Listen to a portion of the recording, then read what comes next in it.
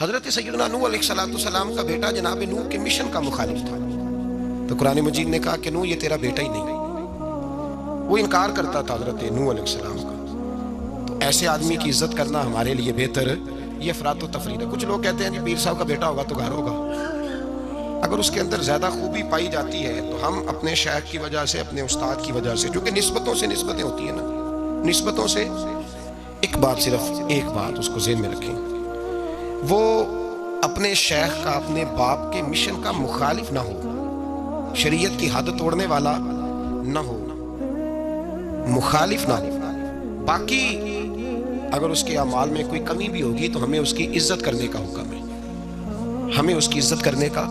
اب ایک آدمی ہے وہ کہتا ہے میں نماز بھی نہیں پڑھنی، روزہ بھی نہیں رکھنا، داڑھی بھی نہیں رکھنی، لیکن میں ہوں پیر صاحب کا بیٹا، تو قرآن کہتا ہے وَكَانَ أَبُوهُمَا صَالِحًا، لہذا وہ سارے میرے ہاتھ چومو۔ اعلیٰ حضرت فاضل بریلوی رحمۃ اللہ تعالیٰ علیہ سے کسی نے مسئلہ پوچھا کہ جناب مسجد کی کوئی چیز ہے تو اگر ہم وہ بیچیں، فالتو ہو گئی یا اضافی ہے تو بیچ سکتے ہیں؟ تو اعلیٰ حضرت نے فرمایا بیچ تو سکتے ہو، پر شرط یہ ہے کہ جس کو بیچو اس کو کہو کہ کسی غلط جگہ اور تو ناپاک جگہ استعمال نہیں کرے گا، مسجد کی چیز ہے پاک جگہ استعمال کرے گا۔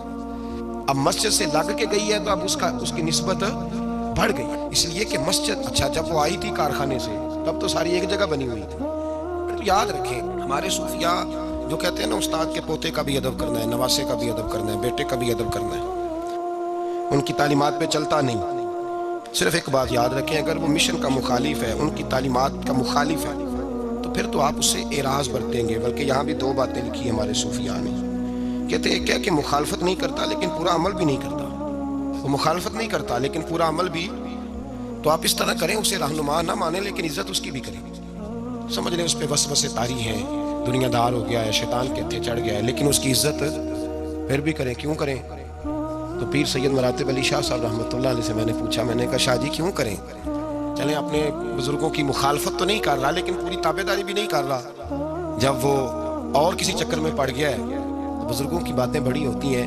استاد گرامی حضرت شاہ صاحب رحمۃ اللہ علیہ فرمانے لگے بھائی قرآن مجید کا صفحہ اگر کبھی کیچڑ میں لگ جائے نا، اس کو کیچڑ، تو اس پہ پیر رکھ کے نہیں گزرنا چاہیے، اس کا ادب کیا جائے، سمجھنا چاہیے حالات ایسے پیدا ہو گئے کہ کیچڑ لگ گیا ہے، اس کا حق یہی بنتا ہے کہ اسے اٹھایا بھی جائے، دھویا بھی جائے اور اونچی جگہ پہ رکھا بھی جائے۔ تو میرے بھائی یاد رکھیں، اگر ایسے لوگ جو بزرگوں کی اولاد ہیں، نبی پاک صلی اللہ علیہ وسلم نے فرمایا تیری ساس اور تیرا سسر تیرے ماں باپ ہیں، چاہے ان کے ساتھ ایک رات انسان ایک مکان میں ایک رات بھی نہ گزری ہو، چاہے ایک دن بھی کھانے پہ اکٹھے نہ ہوئے ہوں کوئی، تو کس وجہ سے ماں باپ ہو گئے؟ کس کی وجہ سے؟ جی بیوی کی وجہ سے۔ کس کی وجہ سے؟ یعنی نسبت کی وجہ سے۔ نسبت اس کا ایک اثر ہے، اس کی ایک حیثیت ہے دین میں، نسبت کا احترام کیا جائے گا، نسبت کا ادب کیا جائے گا۔